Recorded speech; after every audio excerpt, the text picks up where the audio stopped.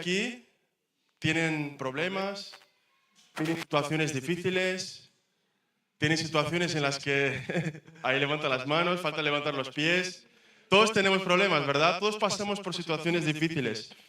Y es que algunos pasan por situaciones de familia, ¿no? Familiares, otras económicas, otras por trabajo o enfermedades, ¿no? Y es que todos pasamos por crisis, todos pasamos por situaciones, por pruebas. Lo que vamos a hablar hoy es acerca de las batallas que nos dan la victoria. Recordamos la semana pasada lo que se habló, que Carlos habló acerca de David, habló acerca de lo que él hacía antes de derrotar a Goliat, cómo él se enfrentó a ese león, se enfrentó a ese oso. Y la verdad es que las batallas de nuestra vida nos proporcionan un crecimiento tal para que podamos obtener la victoria en los momentos adecuados. Y eso porque se da. La verdad es que Dios, Jesús, ya se entregó en la cruz y Él ya nos dio la victoria. Pero la victoria a la que estoy yo hablando es acerca de la victoria que tenemos que tener nosotros con nuestra propia carne. Y esa victoria, la verdad, es recurrente y viene con un proceso de crecimiento por parte nuestra. Cuando nosotros estamos en momentos de prueba, en momentos de probación, vienen esas situaciones que a nosotros no nos gusta. Nuestra carne salir de ella y el único pensamiento que tenemos, no sé vosotros, o el primer pensamiento que nos viene a la cabeza es el de salir de eso. Buscar una manera de salir de esa situación y decir, yo salgo como sea. Y empezamos a enfrentar el problema a veces por nuestra propia fuerza sin dejar que Dios sea el que haga la función. Amén. Y lo que quiero hablar hoy es acerca de la prueba.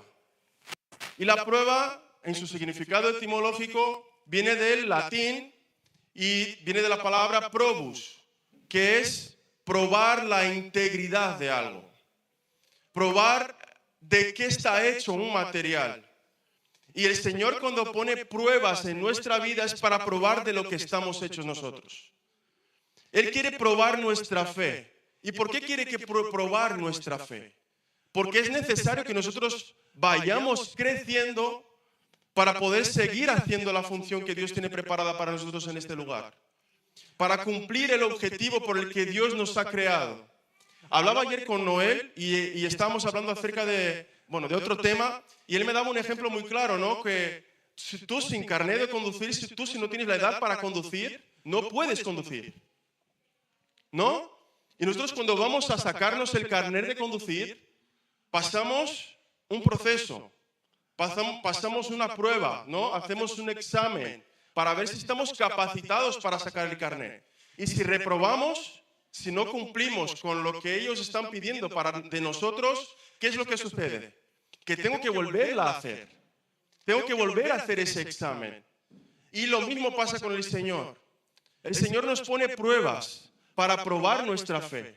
Pero si nosotros no conseguimos hacer o no conseguimos transformar lo que el Señor está mostrando en ese momento de prueba, el Señor nos va a volver a hacer lo mismo, porque Él no quiere que nosotros suframos un peligro. Así como el instructor, cuando va a enseñarte, Él no quiere que tú tengas un problema con tu vida ni hacia los demás, entonces por eso no te da el carnet de conducir.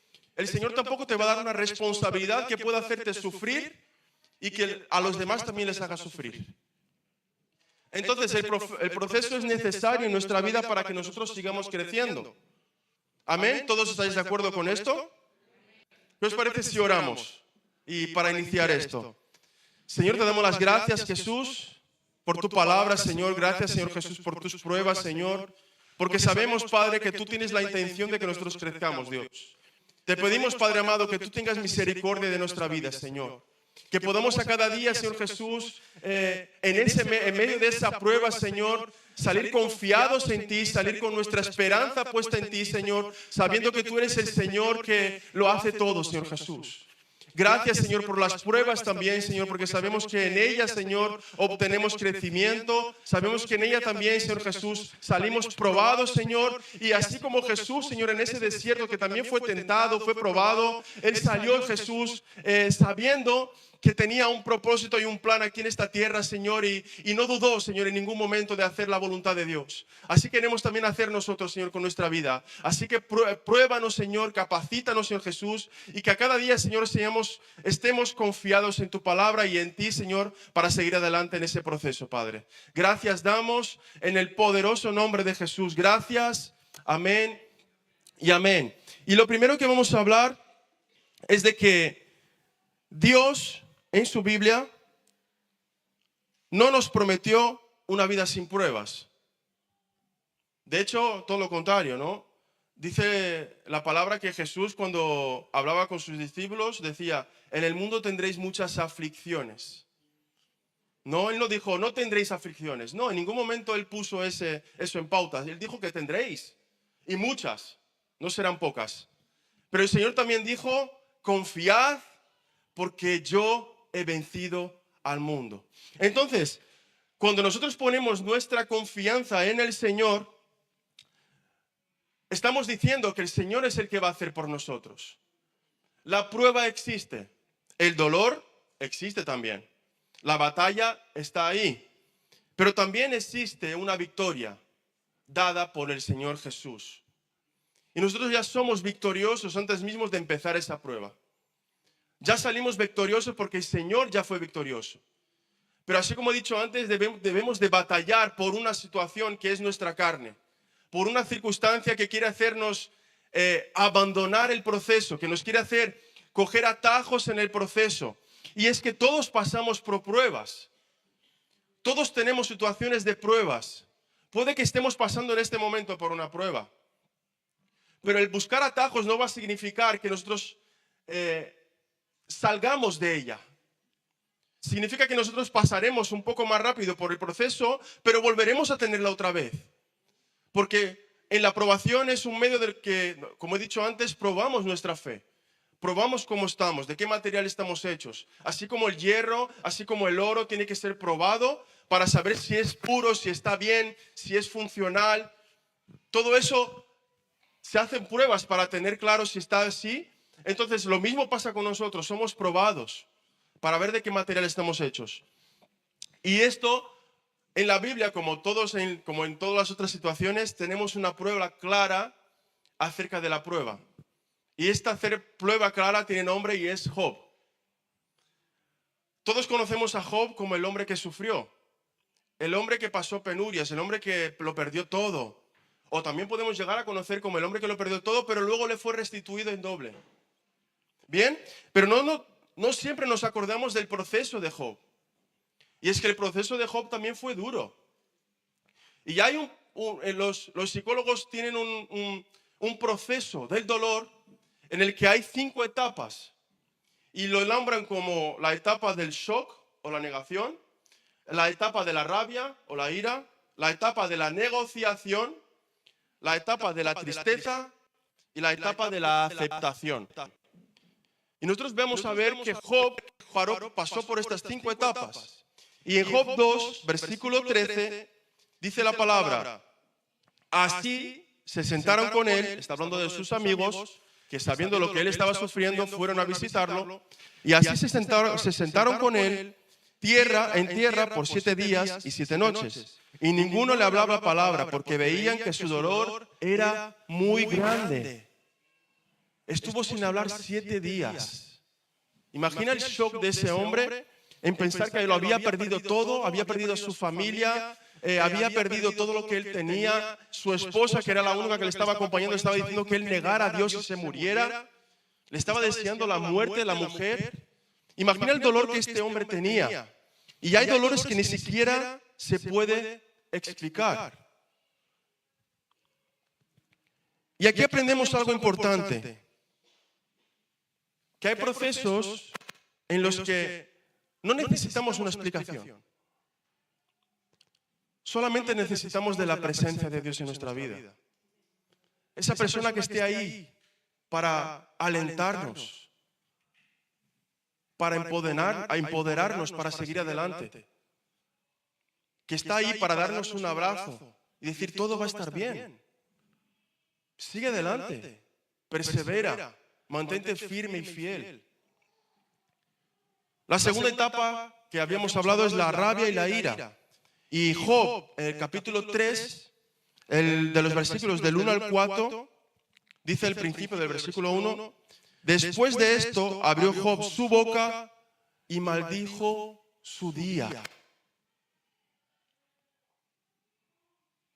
Job tenía tamaña ira en su interior, tamaña rabia en su interior, que él deseaba incluso negar el día que había nacido, o maldecirlo incluso.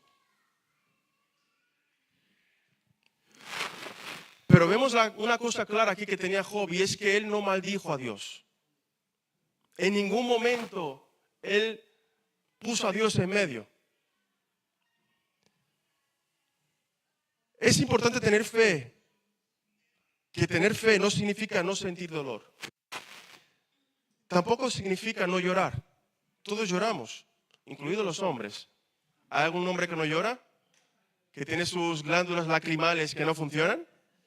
Todos lloramos, ¿no? Yo ayer estuve hablando con los adolescentes y los jóvenes y les mostraba el vídeo de cuando me casé. Y yo quería mostraros también, pero no quiero porque es un poco vergonzoso. Bueno, quiero, pero no quiero. A mí incluso me causa emociones hasta el día de hoy, porque yo lloraba también. Y es importante ver que los hombres también lloramos. No tenemos que ser eso que nos ha enseñado la familia en un proceso anterior, ¿no? De que los hombres no lloran. Tenemos que ser fuertes. Somos los que llevamos la casa a cuestas. Que no hay problema que pueda hacer con que nosotros nos derrumbemos. No, nosotros lloramos también. También somos seres sentimentales, somos emocionales, ¿no? ¿O hay algún hombre que no?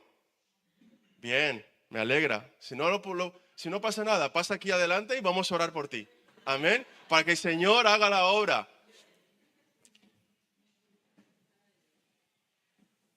Tener fe tampoco significa no tener preguntas.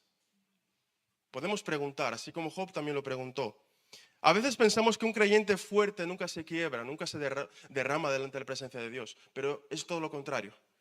Un creyente fuerte es aquel que se derrama delante del Señor. Dice la palabra que aquel en lo secreto viene a mí, estoy parafraseando, delante de los demás los hará fuertes.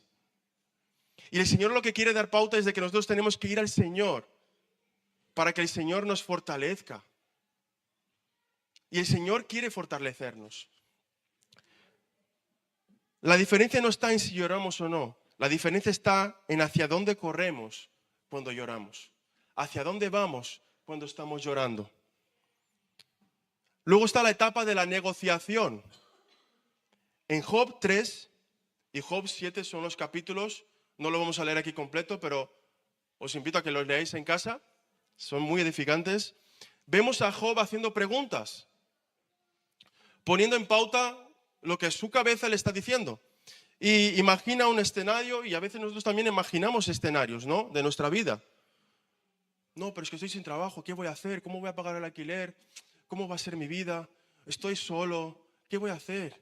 ¿Qué puedo hacer? Esta situación que me viene, ¿cómo voy a afrontarla? ¿Cómo puedo enfrentar esta situación? Y lo que vemos aquí es que hay procesos donde Dios no solo quiere cambiar la situación, sino también cambiarnos a nosotros dentro de esa situación. Porque nuestra mentalidad muchas veces hace con que pensemos que solemos ir a lo negativo, ¿no? No, pero es que ¿qué voy a hacer? Estoy sin trabajo. ¿Qué hago? ¿Cómo voy a pagar? ¿Cómo voy a hacer? ¿Cómo me voy a mantener? ¿Cómo voy a comer? Empezamos a pensar en lo negativo, en lo que puede suceder, sin tener en pauta que tenemos a un Dios grande, un Dios que ha provisto. Y vemos casos en la Biblia donde incluso pensamos en Isaías, ese hombre que fue a la casa de esa mujer viuda que no tenía nada para comer, estaba con su hijo esperando a la muerte, y entonces llegó ahí Isaías y dijo: tú dame de comer a mí y luego yo te restituiré todo lo que tú tienes. O sea, te daré aceite más de lo que tú puedes imaginar, te daré harina, te daré todo lo que tú necesitas para comer y que no mueras. Y así fue hecho, porque el Señor es el que provee. Cuando confiamos en el Señor, Él provee. Entonces, tenemos que tener claro que las situaciones vienen para que nosotros seamos probados y para que Dios restaure o cambie o transforme eso que tenemos en nuestro interior. Luego está la tristeza. Amor, no sé si tienes el PowerPoint que te había dado. Luego también está la tristeza. En Job 10, el versículo 1 dice, está mi alma hastiada de mi vida. Y esta tristeza es una tristeza profunda. Es una tristeza que habla de un hombre que estaba incluso en un momento de depresión. Job llegó a un punto de profunda tristeza. Y esto hay algo evidente en la Biblia y es que ella no maquilla el dolor humano. La Biblia nunca presenta héroes que son inquebrantables, que no tienen defectos. Al contrario, nosotros vemos muchísimos hombres que han sido héroes de la fe, pero que aún así han fallado en algún momento dado. Lo importante no es cuántas veces hayan fallado, sino cuántas veces ellos se han levantado y han confiado en el Señor en el proceso del levantamiento. La tristeza no significa ausencia de fe tampoco. Significa que somos humanos, personas hechas de carne y hueso, que tenemos emociones. Pero cuando esa tristeza se rinde delante del Señor, se puede convertir en un altar. En algo grande que el Señor levanta para que nosotros podamos ahí entronizar al Señor, dar gloria y honra a Dios del proceso que hemos salido y de igual manera también sanar a otros de lo mismo que hemos vivido. Y por último está la aceptación. En Job 13, versículo 15. He aquí, aunque él me matare, en él esperaré. Él aceptó su condición. Y dijo, yo acepto lo que hay. Está bien. Tengo una enfermedad. Estoy en esta situación, lo he perdido todo. Pero en él confiaré. En él esperaré. En Dios yo voy a confiar. Y esta es una de las declaraciones más poderosas que podemos encontrar en la Biblia. Una persona que está sufriendo, una persona que está en una situación de muerte y que dice, no, yo voy a confiar en Dios. No me importa lo que me venga, no importa lo que me suceda, yo voy a confiar en Dios. Y confío porque todo va bien. Porque cuando estamos con Dios, todo va a ir bien. Recordemos a los discípulos en la barca. Cuando había esa tormenta, ¿qué pasaba? ¿Cómo estaban ellos? Asustados, preocupados, con miedo de la muerte. Estaban pasando momentos de prueba. Entonces ven a una persona caminando por las aguas allí lejos. Y estos hombres asustados, con el susto en el cuerpo, decían, uy, pero eso es un fantasma. ¿Qué es eso que viene por ahí? Entonces el Señor Jesús muestra que es Él. El paso siguiente es que Pedro se levanta. Y no solo se levanta, sino que camina por las aguas. ¿Cierto? Yo no sé vosotros, ¿cuántos aquí habéis caminado por las aguas? ¿Alguno ha caminado por las aguas alguna vez? Bueno, si es un charquito, yo sí, ¿eh? Yo paso así por el charquito ahí y voy caminando por las aguas. Pero aquí estamos hablando de un mar profundo. ¿Y esto qué nos muestra? Que el Señor no solo restaura y nos cambia o nos modifica en la prueba, sino que también luego nos mueve a un lugar en el que vamos a ver cosas aún más grandes de lo que podamos imaginar. Vamos a ir haciendo cosas en el nombre de Dios aún más grandes de lo que podamos imaginar. El Señor nos va a llevar a lugares tan altos y tan profundos que nosotros no podemos imaginar. Pero para ello hay que confiar. Fue lo que hizo Pedro. Él confió. Él creyó. Y dijo, yo voy a caminar por las aguas porque tú, Señor, lo has dicho. Y yo voy. Y prosigo. Y hubo un momento en el que se cayó. Pero no se cayó porque no tuvo fe. O porque se le acabó la fe. Sino porque el ruido exterior hizo con que en su cabeza lo que le estaba diciendo Dios menguara. Entonces, que podamos seguir perseverantes, que podamos seguir fuertes, sabiendo que Dios es el que cumple en nuestra vida, que Dios es el que hace en nuestra vida. Él cumple los planes para nosotros.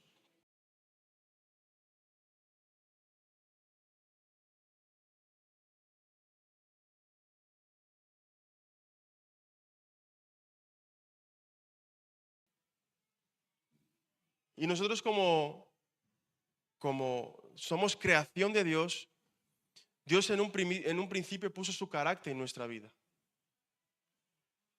Recordemos a Adán y Eva, que ellos allí andaban desnudos, no les importaba nada, vivían a su manera, bueno, a la manera de Dios. Dios les decía que podían cosechar, comer de donde quisieran, y ellos hacían su vida y estaban ahí bien. Pero cuando entró el pecado, ¿qué sucedió? ¿Qué es lo primero que sucedió en sus vidas? Que tuvieron miedo, tuvieron vergüenza de lo que el Señor podría ver y se taparon. Ahí fue la primera modificación del carácter. Y de ahí en adelante vemos cómo fue una decaída de la humanidad. Siempre surgía una persona que fuera referente de parte de Dios para traer al pueblo otra vez a los caminos del Señor. Pero una vez esa persona moría, otra vez volvían a decaer en lo mismo. Y es que la actitud determina hacia dónde llegaremos.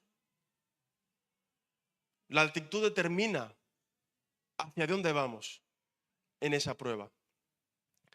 Y es que podemos tener una actitud negativa o una actitud correcta. Y la prueba no siempre está en nuestras manos, pero la actitud sí. Y la actitud que nosotros tengamos mediante la prueba va a determinar hacia dónde llegaremos. Si pasaremos por esa prueba y saldremos con la victoria que el Señor ya nos ha dado, o si en cambio tendremos que volver a pasar por esa prueba. Y la actitud negativa es una actitud que dice, Dios se olvidó de mí. Esto no tiene solución. Ya no vale la pena seguir. Todos tienen culpa. O buscamos culpables en otros. O entonces, yo no voy a cambiar. Me voy a mantener así. Esa es una actitud negativa delante de la prueba. Y esta actitud lo que pasa es que nos encierra, nos amarga, nos paraliza. Hace con que busquemos atajos, como he dicho antes. Un atajo que sería, tengo un problema de situación económica. Vamos a poner un ejemplo. Tengo una situación económica en la que tengo que pagar 12.000 euros. ¿Bien? Entonces lo que yo hago es buscar una solución para ello. Y la solución que yo busco es coger un préstamo para pagar esa deuda. Y entonces cojo otro préstamo para pagar el otro préstamo y voy haciendo préstamos. ¿Estoy buscando solución al problema? Me estoy hundiendo aún más. Estoy llegando aún más profundo en mi problema. No estoy pasando la prueba. Lo que estoy haciendo es huyendo de ella, al contrario, o buscando la solución más fácil. En vez de, no sé, buscar un trabajo, un segundo trabajo, no sé, hay soluciones para ello, ¿no? Tenemos que buscar una solución, enfrentar el problema, buscar soluciones para ello, intentar solventarlo, no simplemente buscar lo más fácil, intentar recurrir a ello. Y la actitud correcta siempre va a ser buscar al Señor. La actitud correcta no niega el problema. La actitud correcta nos dice, no pasa nada. La actitud correcta nos dice, si esto duele, pero Dios sigue siendo bueno. Dios sigue estando. Dios aún está. Dios aún me va a dar la solución. Dios está de mi lado. Dios es mi proveedor. Es mi ayudador. El Espíritu Santo está conmigo. Él mora conmigo. Y nos hace ver que el problema no es mayor que nuestro Dios. Dios es más grande que cualquier problema que podamos tener. David, mientras se enfrentaba a Goliat, él estaba ahí y veía a este gigante, y Goliat, vamos a pensar que era un niño de 15 años, 17 años, David, perdón, era un niño de 15, 17 años, y estaría allí, tendrías, no sé, unos 60, unos 70, hablando muy alto. Y él veía un gigante de 3 metros y pico, doblándole la altura. Y él no tuvo miedo en ningún momento. Él lo que dijo, yo voy con mi Dios. ¿Cómo vas tú delante de las pruebas? ¿Vas diciendo que vas con tu Dios? ¿O vas buscando atajos? Santiago 1, del versículo 2 al versículo 4. Si me lo pudieras poner, amor, por favor. Kevin, perdón. Amor en Cristo, sí.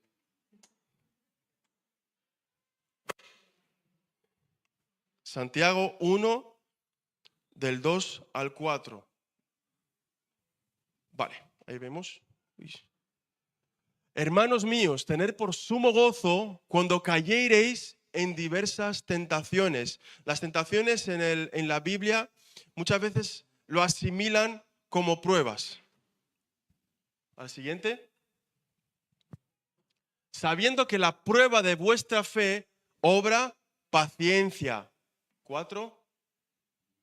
Mas tenga la paciencia perfecta su obra para que seáis perfectos y cabales sin faltar en alguna cosa. ¿Y eso de qué habla? De integridad.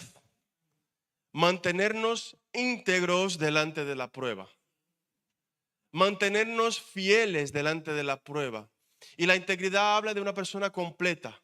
Una persona que en Dios es completa. Una persona que no necesita hacer una cosa aquí en la iglesia y en el trabajo otra y en su casa otra y con los amigos otra, sino que es una persona que es igual en todos los aspectos de su vida. Es una persona íntegra, es una persona completa, una persona que no tiene que aparentar delante de los demás, una persona que no depende de lo que los demás dirán de ella, sino que es una persona que siempre está pendiente de lo que el Señor ve de ella. En lo que el Señor dice de su palabra, por medio de su palabra, de lo que es esa persona. Entonces, Santiago no está diciendo que la prueba sea agradable. Santiago tampoco dice que en la prueba hay un fruto. La prueba produce paciencia. Y la paciencia produce madurez, crecimiento en nuestra vida. Y la madurez produce firmeza. Una persona firme es aquella que no se deja llevar por sus emociones. Es una persona que tiene convicción en lo que está haciendo. Siempre teniendo claro que debemos de ser, como Efesios 5:1 dice, que seamos todos a imagen y semejanza de Dios. Que seamos todos, que busquemos ser como Dios. En el sentido de que podamos a cada día mejorar y cambiar y ser transformados en lo que el Señor quiere para nuestra vida. Y un ejemplo de una persona madura, de una persona que en la prueba, además de Job, que en la prueba no negó su fe, se mantuvo firme, fue fiel, aunque eso le llevara a tener problemas, fue José. José fue traicionado por sus hermanos. Fue dejado en un agujero en el que no podía salir. Luego fue vendido como esclavo, acusado injustamente y olvidado en una cárcel. Pero José no permitió que su proceso contaminara su corazón. No permitió que el proceso, la prueba, contaminara lo que él era. No dejó de que el proceso rompiera con su integridad. En Génesis 50, versículo 20, que habla acerca de José, dice la palabra: vosotros pensasteis mal contra mí, mas Dios lo encaminó a bien. Dios hizo con que ese proceso hiciera con que José llegara donde llegó, como el segundo de Faraón. Una persona con poderes dentro de Egipto. José no negó el mal. No buscó atajos para el mal. Y él dijo: vosotros pensasteis mal para mi vida. Queríais el mal para mi vida. Pero también en ningún momento lo que hizo José fue negar la soberanía de Dios. Él sabía que Dios tenía el control sobre esa situación. Y también la palabra dice que Dios es el que endereza el camino de los justos. Así que en esos momentos en los que parece que todo va a ir mal o que todo está yendo mal, el Señor es el que endereza ese camino. El Señor es el que nos guía por la senda de justicia. La actitud correcta no llama a lo bueno malo, ni tampoco llama a lo malo bueno. La actitud de fe reconoce que Dios puede aún usar algo malo para producir algo bueno. Y no podemos pensar en esto sin recordar a Jesús. ¿Sabéis lo que significaba la cruz antes de Jesús? Todos ahora la vemos como algo para redención, para salvación, para restauración, todo para algo bueno. ¿Pero qué significaba la cruz antes de Jesús? Era muerte, pero no una muerte cualquiera. Era la peor de las muertes que podría haber para una persona. Era algo que ninguna persona que estuviera en la cárcel desearían pasar 100 años en la cárcel antes de morir de esa manera. Pero vemos como el Señor Jesús, el significado de la cruz, que era algo malo, lo cambia y lo transforma para algo bueno. Dice, yo de esto lo cambio para transformación. De esto, de la cruz, cambio a salvación. De la muerte a vida. De lo inválido a válido. De algo negativo para algo positivo.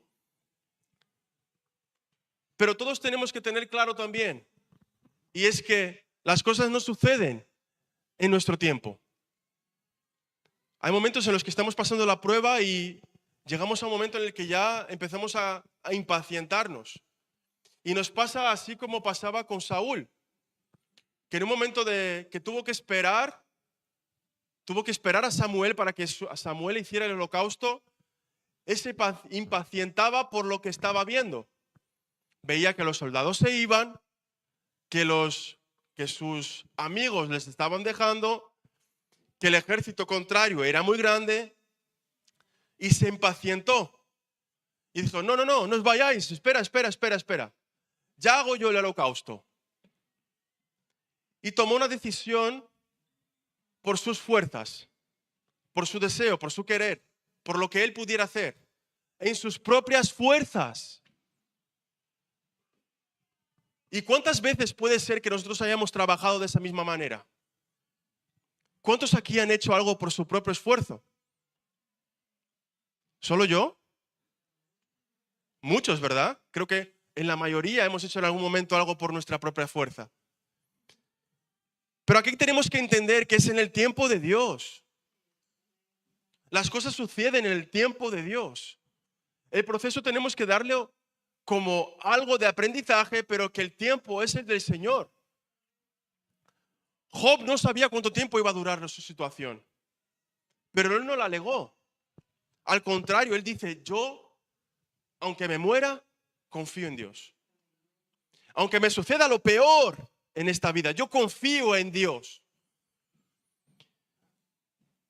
Y a veces queremos que los procesos sean rápidos.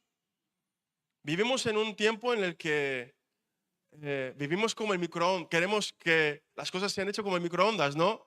Hoy en día tú vas al supermercado y la cantidad de comida que hay precocinada o cocinada ya o hecha o que solo tienes que calentar en el microondas, la cantidad de comida que hay así es la evidencia de que estamos en unos tiempos en donde todo lo queremos al instante, al momento, y cada vez se pide más rápido. Se quiere hacer las cosas más rápido. Vemos en las redes sociales como los jóvenes van con los reels de 30 segundos, 20 segundos, y es lo que les llama. No quieren vídeos largos, no quieren películas.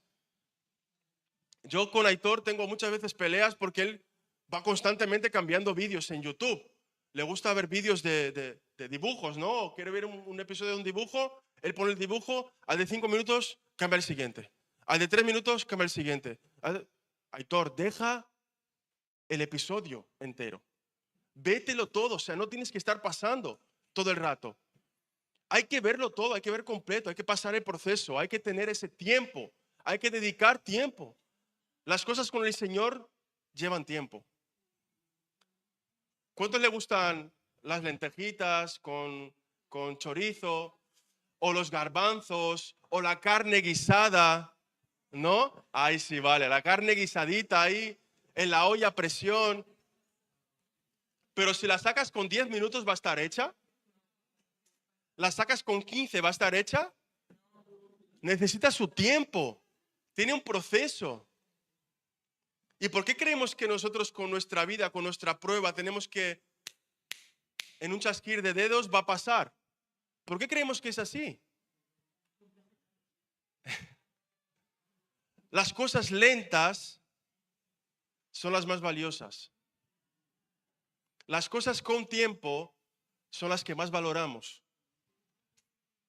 Tú le das a un hijo o a un niño un billete de 50 euros, de 100 euros, de 500 euros, no le va a dar nada de valor. Igual lo rompe, igual no sé, lo tira o juega con él, hace una pelota y empieza a chutar. Un billete de 500 euros, imaginaros, un niño chutando un billete de 500 euros en la calle. Pero nosotros que trabajamos, las personas que trabajan, que saben cuánto cuesta ganar, le damos todo el valor. ¿Sí o no? Miramos ese 10 euros en la cartera y decimos, uy, no. Lo escondo, no voy a hacer que alguien lo vea, ¿no?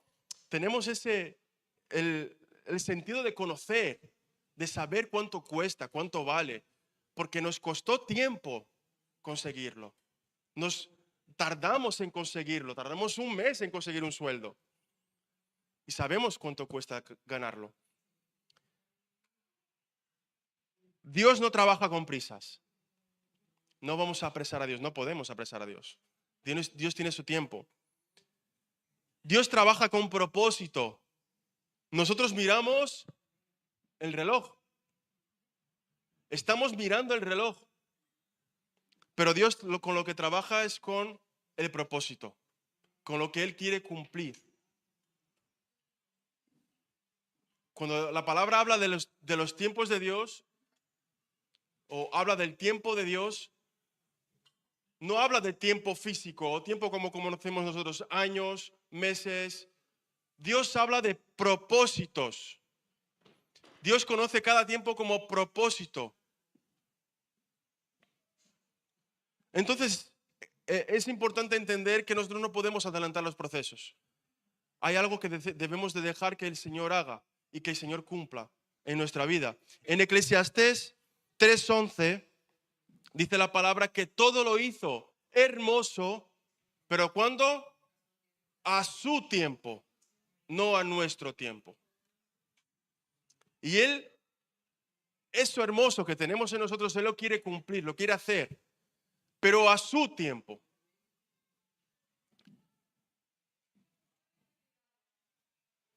A veces decimos, Señor, ¿cuándo? Pero Dios también podría preguntarnos, hijo, ¿qué estoy formando a ti mientras esperas? ¿Qué es lo que estoy cambiando en ti mientras esperas? ¿Qué es lo que quiero hacer con tu vida en este proceso? Y eso es lo que Dios nos está mostrando en el día de hoy. En la prueba, ¿qué es lo que el Señor está transformando en mi interior? ¿Qué es lo que está haciendo con mi vida? ¿Qué es lo que está cambiando en mí?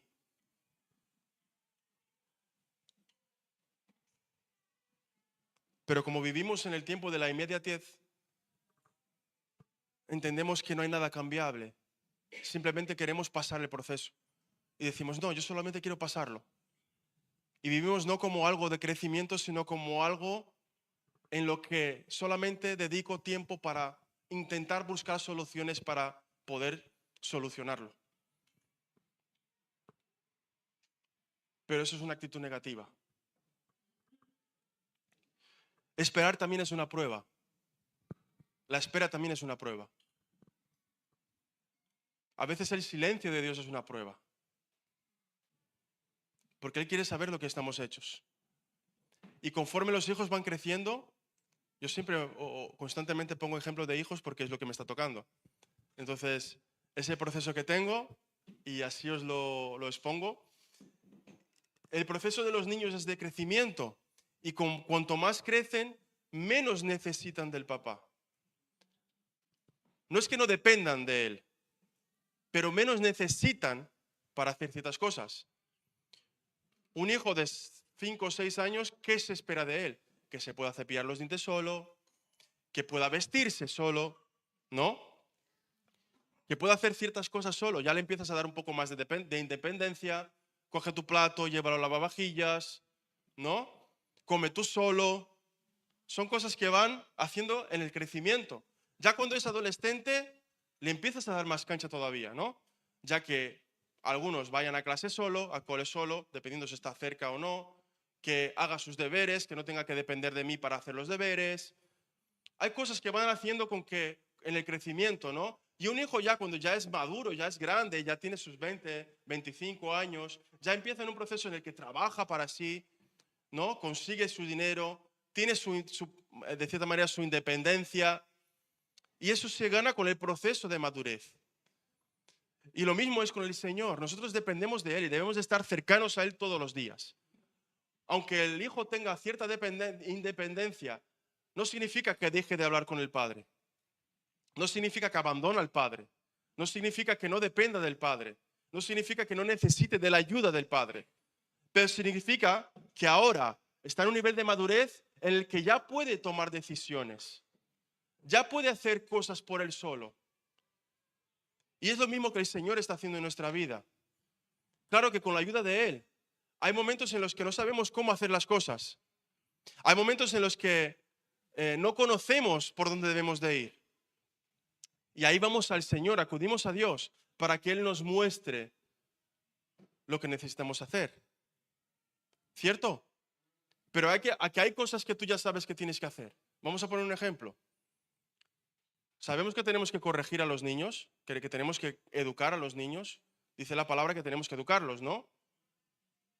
¿Sabemos cómo hacerlo? Cuando tenemos el primer hijo, ¿sabemos cómo hacerlo? Cuando todavía es pequeño, ¿sabemos cómo educar al hijo? No. ¿Sabemos cuándo realmente está enfermo y cuándo solamente es una fiebre que va a pasar en unas horas? No. ¿Y qué hacemos? Todos los días al médico. Y estamos con el niño en el médico más que en casa. Y vamos con el médico, y médico, y médico. Y viene el segundo y ya te tranquilizas, te calmas y ya, bueno, tiene fiebre, vamos a esperar un tiempito a ver si se le pasa. Y das ahí 1, 2, 3 horitas, uy, no se le ha pasado, entonces sí. ¿No? Ya empecemos a cambiar las cosas porque ya tenemos conocimiento de cómo van las cosas. Y cuando nosotros hablamos con Dios y Dios ya nos explica ciertas cosas que nosotros ya empezamos a conocer, ya no necesitamos consultarle una segunda vez por lo mismo. Ya sabemos por dónde el Señor nos quiere llevar. Ahora podemos ser hijos desobedientes y decimos, no, yo sé por dónde tú me estás diciendo que yo vaya, pero yo creo que por lo mejor es ir por aquí. Y hay hijos así también, ¿no? Hay hijos que no quieren hacer caso al padre. Y el padre lo que hace es, sabiendo que se va a equivocar, aún así lo deja porque en eso también hay un aprendizaje. En eso también hay un crecimiento. Y ahí el Señor también actúa de cierta manera con nosotros. Él sabe lo que tenemos que hacer, nosotros también sabemos lo que tenemos que hacer, pero actuamos como hijos desobedientes y decimos, no, yo voy por mi camino. Y el Señor dice, bueno, yo estoy aquí para que cuando tú te caigas, yo pueda consolarte. Y el Señor está ahí todo el tiempo para consolarnos. Y eso es lo bueno que tiene el Señor, que siempre está con nosotros. José tuvo sueños de Dios cuando era joven, pero antes de llegar al palacio pasó por el pozo. Pasó por situaciones en las que a ninguno nos agradaría estar. También pasó por la casa de Potifar y también pasó por la cárcel. Si José hubiese llegado al palacio sin ese proceso, quizá habría tenido la posición, había tenido el estatus, había tenido el liderazgo o el, no liderazgo, sino el jefe, ¿no? Habría sido el jefe, pero a lo mejor no habría tenido el carácter. Y nuestro carácter necesita ser forjado, necesita ser cambiado. El proceso no anuló la promesa seguía allí. ¿Y qué promesa había tenido el del Señor? ¿Qué sueño había tenido José cuando era joven?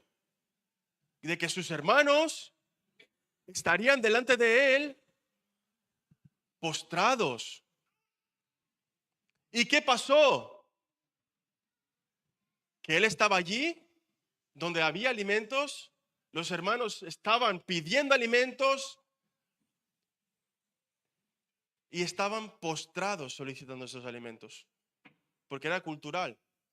Cuando se iba a solicitar algo, cuando iba a pedir algo, cuando tenía una propuesta, se arrodillaban como demostración de que necesito, de necesidad. Entonces estaban postrados delante de Potifar, también, pero también de José. Y la aplicación para esto es que tal vez tú estás diciendo, Señor, ya llevo mucho tiempo con esto. Pero lo que no tenemos que hacer es confundir silencio con ausencia. El Señor está ahí. No confundamos espera con abandono. Y tampoco confundamos proceso largo con derrota. Porque hay veces que creemos que ya hemos perdido. Es tan largo este proceso que creemos que ya lo hemos perdido. Pero entre la actitud correcta y la necesidad de Dios, debemos aprender algo. Y es que no solo necesito confiar en Dios para tener respuesta, necesito confiar en Dios también en el tiempo de espera. No solo para obtener más respuestas, sino también para esperar. Y la prueba revela nuestra necesidad de Dios. La prueba revela lo débil que somos, lo frágil que somos. Algunos habéis visto en el retiro, hemos tenido una situación con un hermano en la que se hizo daño. Y ahí es cuando vemos lo frágil que somos, lo débiles que somos. Creemos que somos muy fuertes y podemos con todo. Pero entonces vienen esas situaciones para mostrar que tenemos que confiar en Dios y que necesitamos de Dios. No es algo que podemos tener, no es algo que a lo mejor cuando me venga bien, no, es una necesidad. ¿Cuántos necesitáis respirar? Todos. ¿Cuánto necesitáis comer? ¿Cuánto necesitáis agua? Todos también, ¿no? Y de igual manera necesitamos de Dios, porque es algo fundamental en nuestra vida. Dice la ciencia que hay una parte de nuestro cerebro que está la parte de aquí atrás que demuestra la necesidad que tenemos de Dios. ¿Y por qué? Porque eso no funciona, esa parte del cerebro es afuncional, lo que viene a ser que no funciona, hasta que nosotros demostramos fe. Hasta que nosotros oramos. Hasta que nosotros vamos a la palabra de Dios. Porque esa parte, como ya sabemos, somos criatura de Dios. Y Dios la ha creado para que nosotros vengamos y demostremos la necesidad que tenemos para con Dios. Dios es una necesidad en nuestra vida. No es algo puntual. En 2 Corintios 12:9 dice, bástate mi gracia, porque mi poder se perfecciona ¿en dónde? En la debilidad. Dios es el que fortalece, el que nos fortalece también en su debilidad. El poder de Dios no se manifiesta cuando fingimos ser fuertes, porque es un fingimiento. Creemos que somos fuertes, pero no lo somos en realidad. El poder de Dios se muestra cuando reconocemos nuestra debilidad delante de Él. Y cuanto más débil me hago delante del Señor, más fuerte me demuestro delante de los hombres. Más fuerte soy delante de los hombres. Más fortaleza tengo delante de los hombres. Y no porque yo sea fuerte, sino porque Dios me hace fuerte. Y es lo que pasó con David. Él, siendo débil, un niño pequeñito, se mostraba fuerte delante de los hombres. Ante el ejército de Saúl, él dijo: yo puedo, yo voy a ir, yo voy a enfrentarme a este gigante. Y ante el gigante él dijo: yo voy delante de ti, no con mi fuerza, sino porque Dios va conmigo. Y ahí es donde él demostró su fortaleza. Y ahí es donde David dijo: yo no dependo de mí, yo no dependo de mi fuerza, yo dependo de la fuerza que Dios me da. Yo dependo de lo fuerte que Dios me hace. En conclusión, yo dependo de Dios. Y en la prueba tenemos que también tener esa mentalidad. Yo dependo de Dios. Yo confío en Dios. Ese problema no es mayor que mi Dios. Esta situación es para crecimiento, no para que yo decaiga. Esta situación no es para apartarme del Señor, sino para que yo aún más esté arraigado delante de Dios y pueda decir: Señor, llévame de tu mano, porque yo en ti confío. Jesús también pasó el proceso. Y no podemos hablar de pruebas sin mirar a Jesús. Fue el más probado, el más tentado. Fue rechazado, fue traicionado, abandonado, acusado injustamente, golpeado y finalmente crucificado. En Lucas 22:42 dice: Padre, si quieres, si es tu deseo, pasa de mí esta copa, pero que no se haga mi voluntad, sino la tuya. Jesús nos enseñó la actitud correcta en medio del proceso. No negó el dolor, no fingió que la copa era fácil, se rindió ante la voluntad de Dios. Y en la cruz podía aparecer en un momento dado derrota, incluso sus discípulos. Pedro le dijo: Señor, que no te acontezca esto. ¿Y qué le dijo Jesús? Apártate de mí, Satanás. Porque él sabía lo que tenía que hacer. Él sabía que en medio de esa prueba Dios estaba con él. Y en esta cruz parecía derrota, pero en realidad era una victoria. Lo que para los hombres parecía un final, para Dios era el cumplimiento del plan. Lo que para hombres en nuestra vida, lo que para los demás parece el final, para Dios es el fin o el medio por el cual llegaremos al fin. La cruz nos enseña que Dios puede esconder victoria dentro de una aparente derrota. Dios puede obtener victoria donde todo el mundo piensa que es algo que nos llevará a derrota. Y como ya he dicho antes, la victoria ya fue dada por Jesús. Él ya lo hizo en la cruz. No tiene que hacerlo dos veces, no tiene que sacrificarse dos veces para que nosotros tengamos esa victoria, ya la hizo.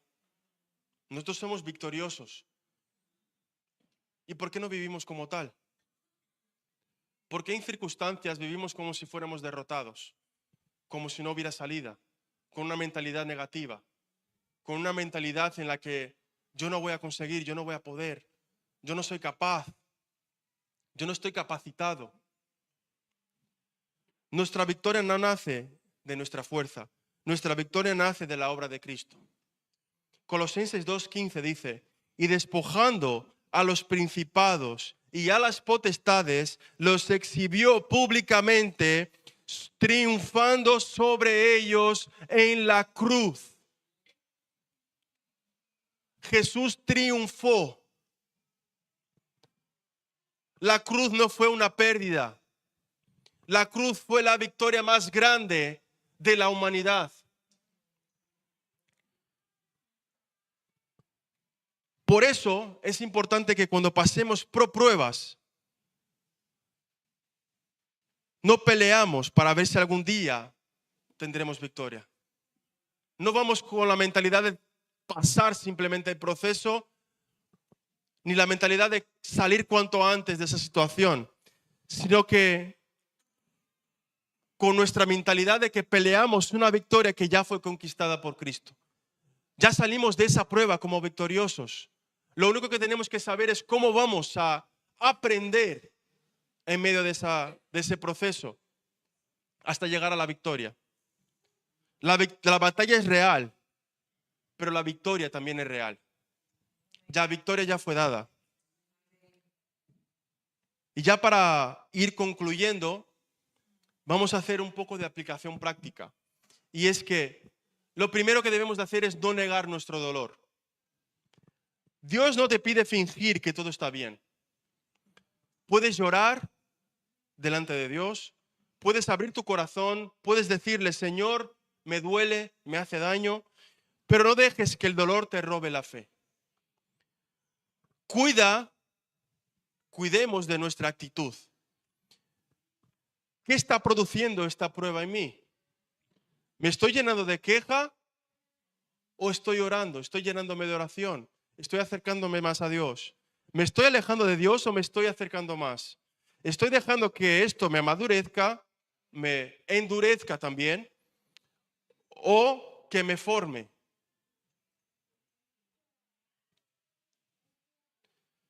También debemos de aprender a esperar el tiempo de Dios. También debemos de depender de Dios.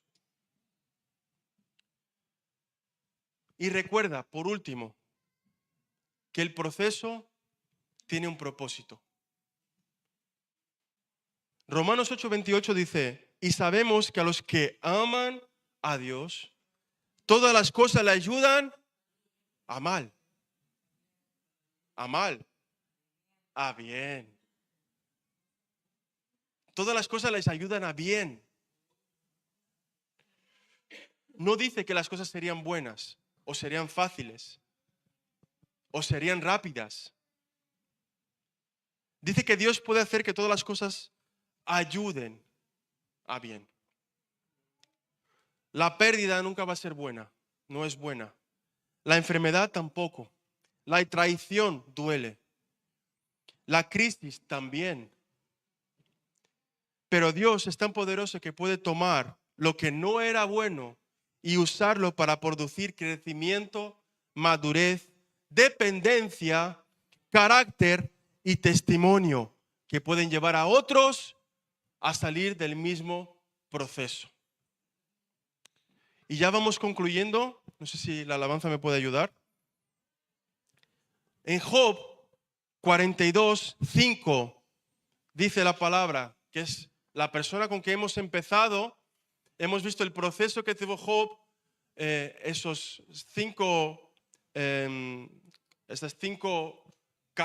las 5 pautas de una persona cuando tiene un proceso de dolor.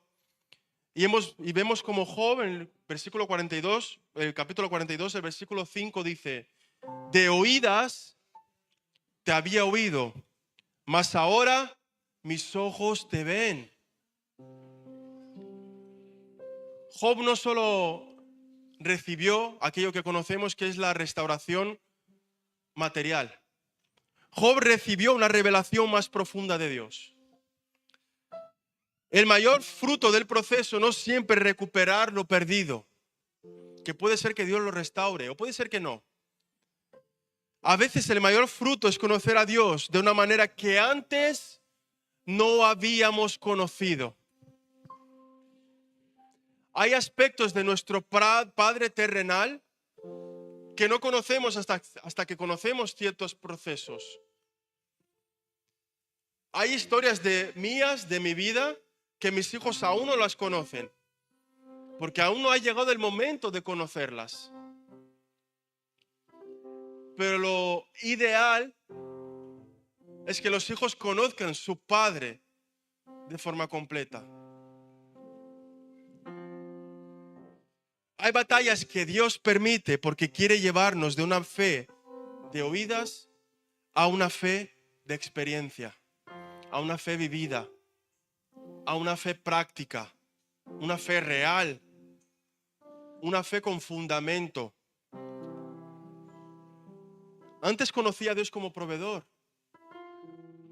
Antes conocía a Dios como sanador. Pero ahora conozco a Dios como sustentador. Ahora conozco a Dios por medio del proceso como consolador. También antes conocíamos como Salvador. Y en el proceso conocemos a Dios como refugio.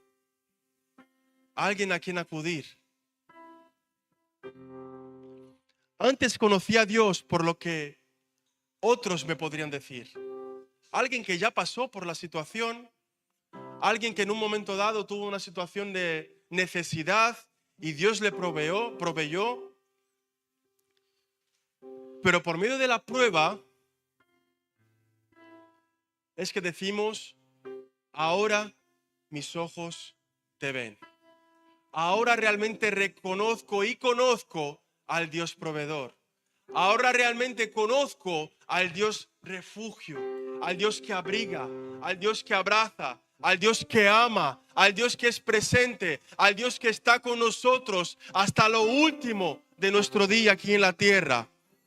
Y quizá hoy alguien está en medio de esta prueba. Alguien está en medio de una prueba de la cual está pensando, ¿cómo saldré de esto? ¿Cómo puedo hacer para que esto avance? ¿Cómo puedo hacer para que haya una solución para mi situación? Y tal vez estás cansado o incluso estás triste. Tal vez tienes preguntas. O a lo mejor estás luchando con una actitud que estás teniendo o un pensamiento que está viniendo a tu cabeza de abandono, de dejarlo o incluso de atentar contra la propia vida.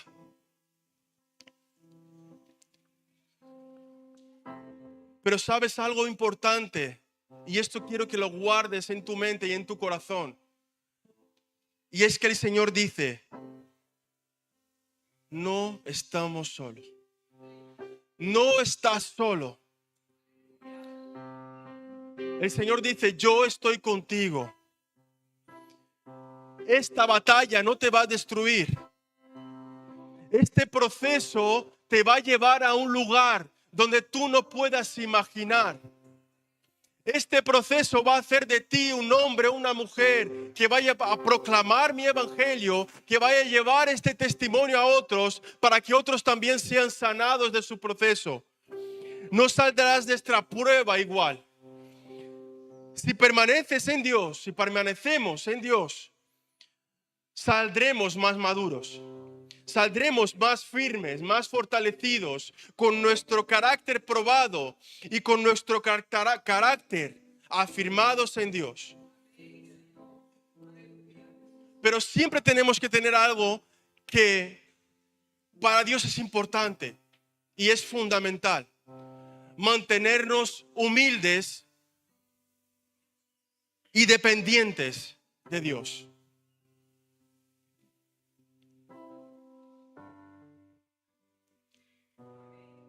Y esto solo lo podemos conseguir cuando nos humillamos delante de Dios.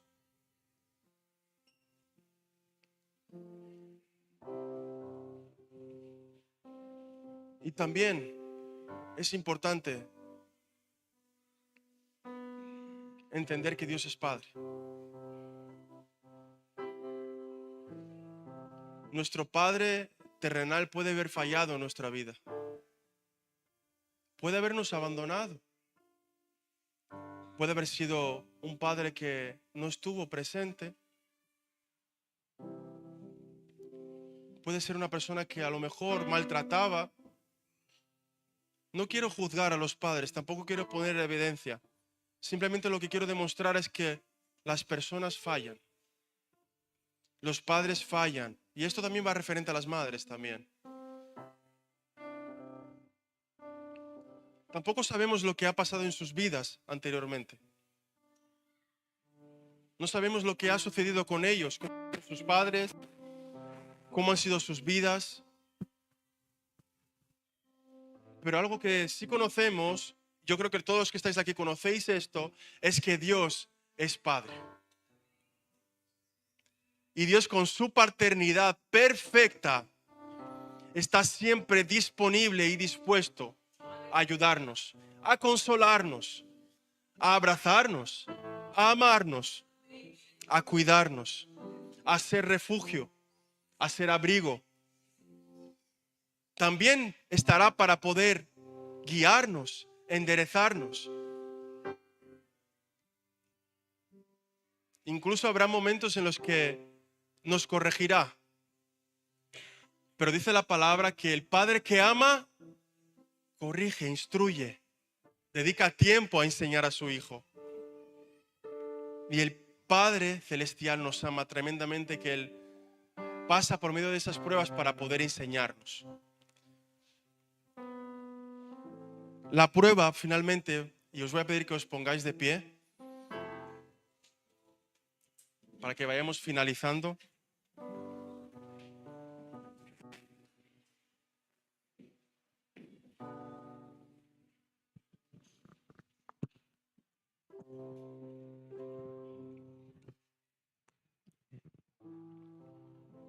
La prueba no determina mi final. Mi actitud delante de Dios determina cómo saldré del proceso. La batalla es real, pero la victoria fue escrita en esa cruz. No estoy peleando para ver si Cristo vence. Estoy resistiendo porque Cristo ya venció. Estoy perseverando porque Cristo ya venció en esa cruz. Y yo creo en esa victoria para mi vida. ¿Cuántos aquí creen en la victoria para su vida? ¿Cuántos creen que el Señor está en ese proceso? El proceso no anuló la promesa. El proceso me prepara para sostener esa promesa. La prueba me prepara para que el carácter de Dios sea fortalecido en mi vida. Para que el carácter que Dios nos ha dado en Génesis pueda ser restaurado en mi vida. Para que así como Gálatas 5:22 dice que vivamos conforme al Espíritu, que el fruto del Espíritu sea creciendo cada día en mi interior. Y todo esto se hace por medio de las pruebas. Así que la condición también en medio de esa prueba es ser agradecido. La mentalidad del agradecido hace con que siempre estemos contentos y alegres y gozosos por lo que el Señor ya ha hecho, por lo que el Señor está haciendo y por lo que el Señor seguirá haciendo en nuestra vida. Así que voy a pedir que agachéis vuestra cabeza y vamos a dedicar este tiempo en oración. Ahí en tu lugar, órale al Espíritu Santo para que esta palabra no solamente sea una palabra que entre por un oído y salga por el otro, sea simplemente una palabra que la escuche un domingo, sino que sea realmente algo que viva durante la semana. Algo real para mi vida, para nuestra vida. Porque confiamos en Dios. Creemos en el Señor. Y no quisiera finalizar esto sin antes poder llamar a esas personas que a lo mejor están siendo probadas. Están en una situación en la que no entienden el proceso, no están entendiendo la situación y a lo mejor necesitan ver un aspecto diferente de Dios en su vida. Y queremos orar por ellas, por esas personas. Queremos orar para que el Señor sea haciendo la obra en su vida, para que el Espíritu Santo ayude, para que el Espíritu Santo fortalezca. Así que te voy a pedir, si tú estás